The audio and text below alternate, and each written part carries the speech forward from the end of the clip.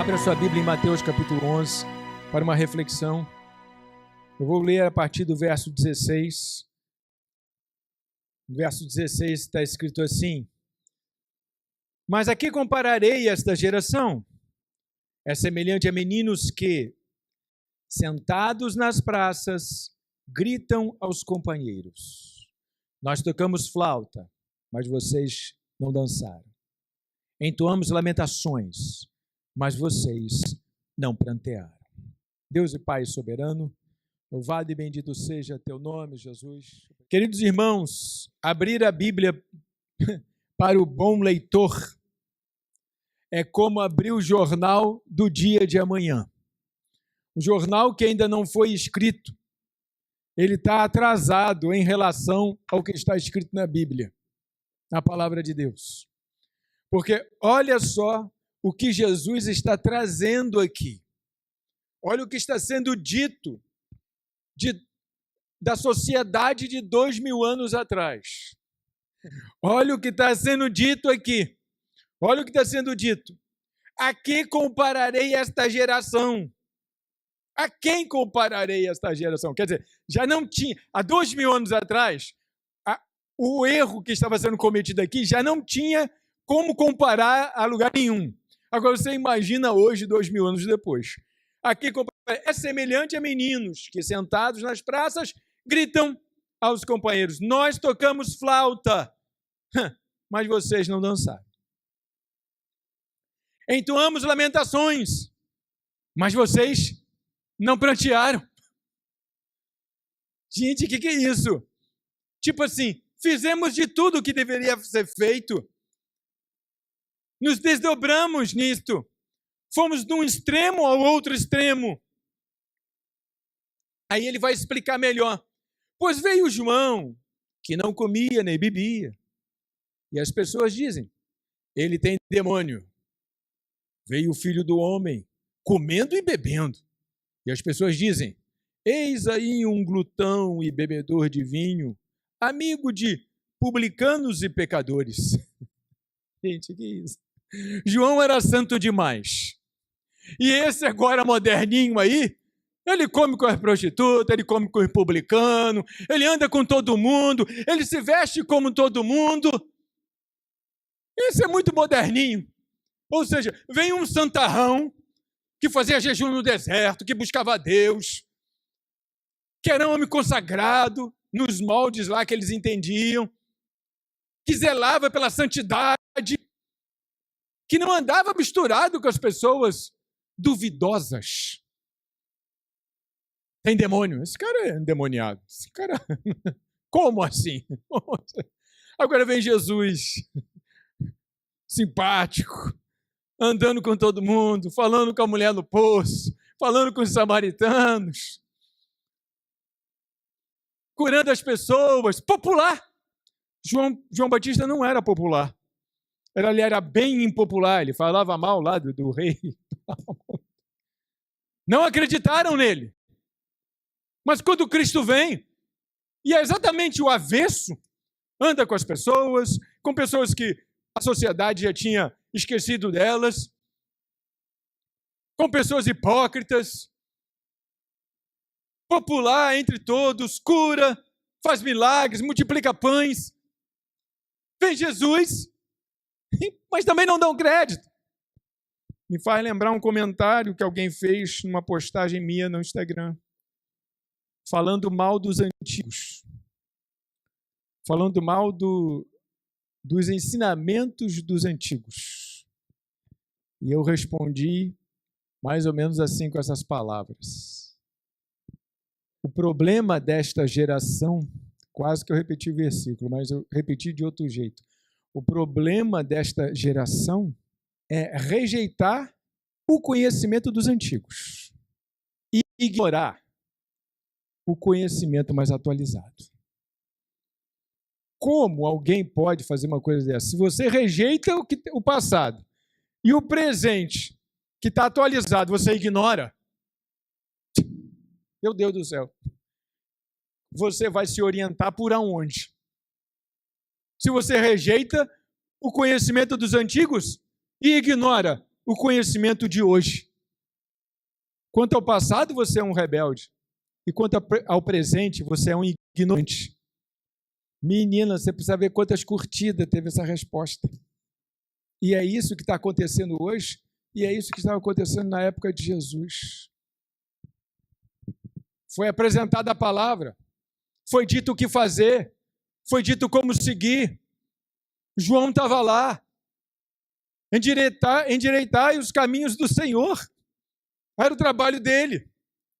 Aí veio o Senhor com uma outra roupagem. Veio o Senhor, não, ele não vai ter cara de santo. Não, ele vai andar entre o povo. Não, ele não vai andar destacado, ele vai andar na multidão. Não, ele vai fazer milagres poderosos. Mas também não deram ouvido. Então Jesus, diante dessa situação, ele começou a dizer o que ia acontecer. Jesus agora aqui vai falar de um futuro que vai acontecer. Então ele diz, então Jesus começou a repreender as cidades nas quais ele tinha feito muitos milagres, pelo fato de não terem se arrependido. Ai de você, Corazim, ai de você, Betsaida, porque se em Tito e em Sidom se tivessem operado os milagres que foram feitos em vocês, há muito que elas teriam se arrependido com pano de saco e cinza. Mas eu digo a vocês que, no dia do juízo, haverá menos rigor para Tiro e Sidom do que para vocês. Ele disse assim, eu fui lá e curei quase a cidade inteira e fiz muitos milagres lá e muitos sinais foram feitos lá. Mas mesmo assim, não se arrependeram. Outras cidades mais pecadoras serão beneficiadas. Vai haver... Aí ele falou uma coisa... Gente, que coisa estranha, né?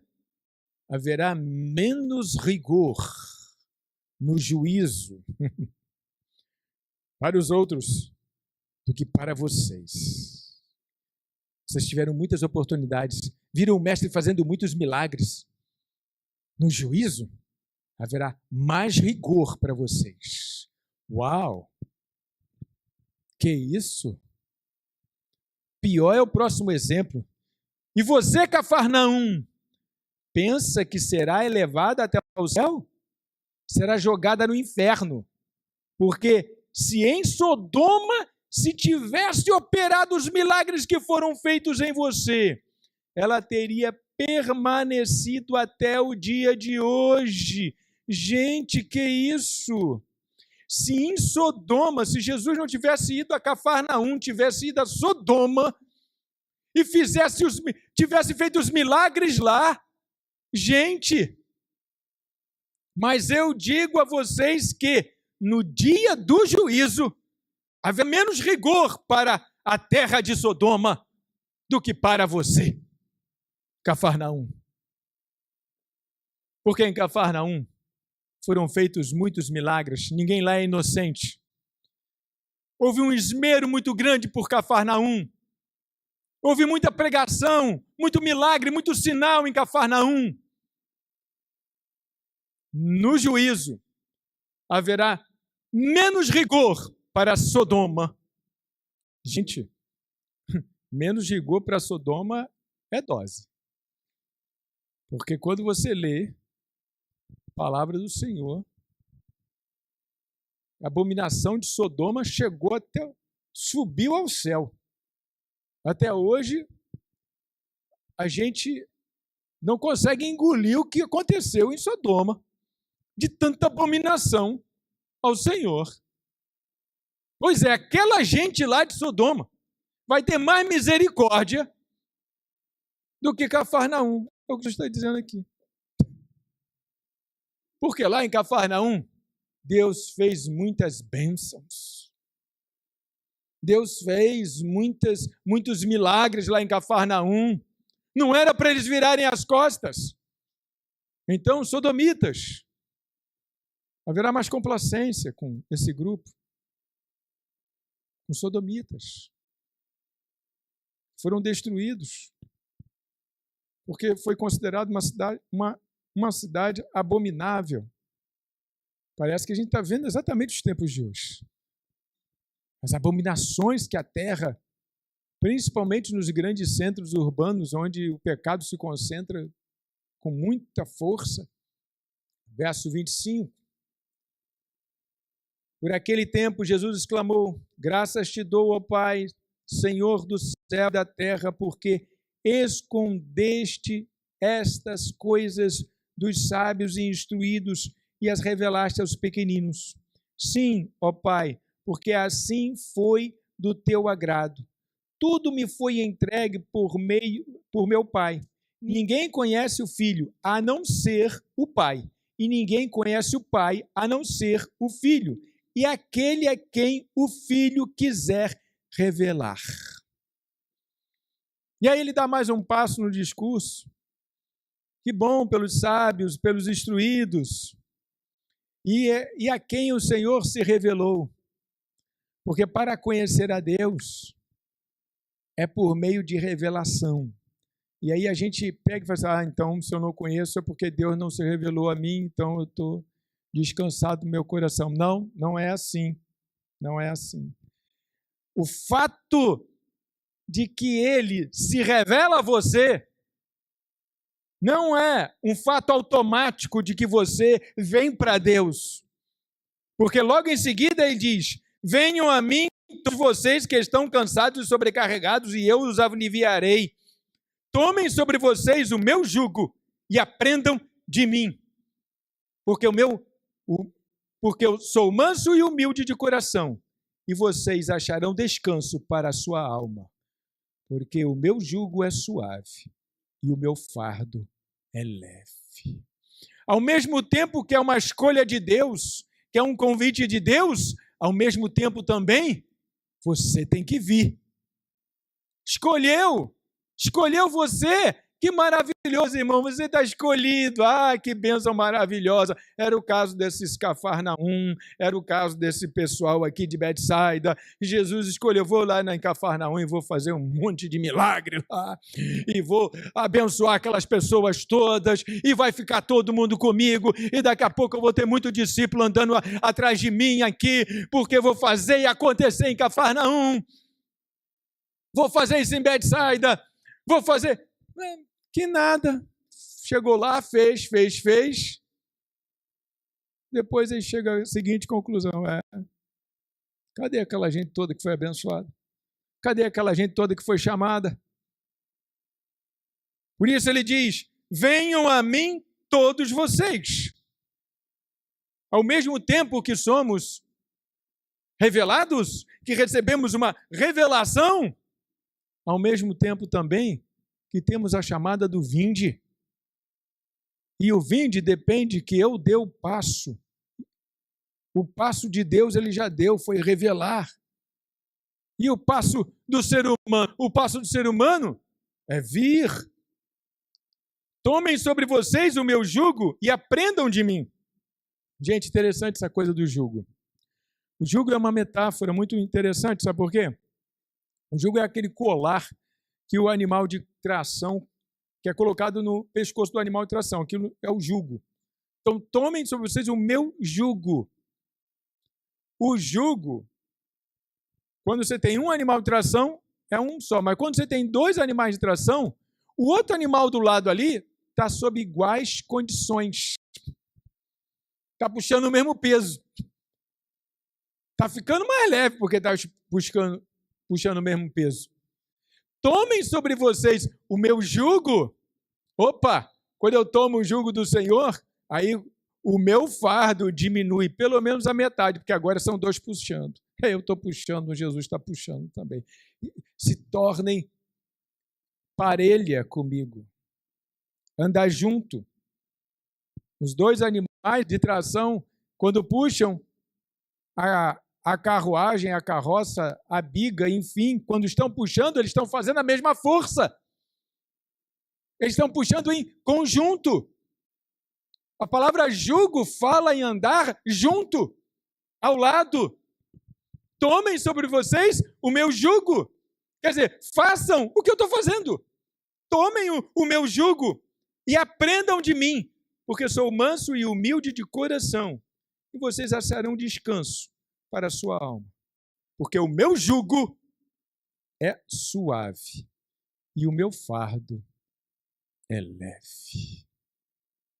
Ao contrário do que a maioria prega, que é muito difícil servir a Deus e andar com Deus, ele aqui está falando ao contrário. Meu jugo é suave e o meu fardo é leve.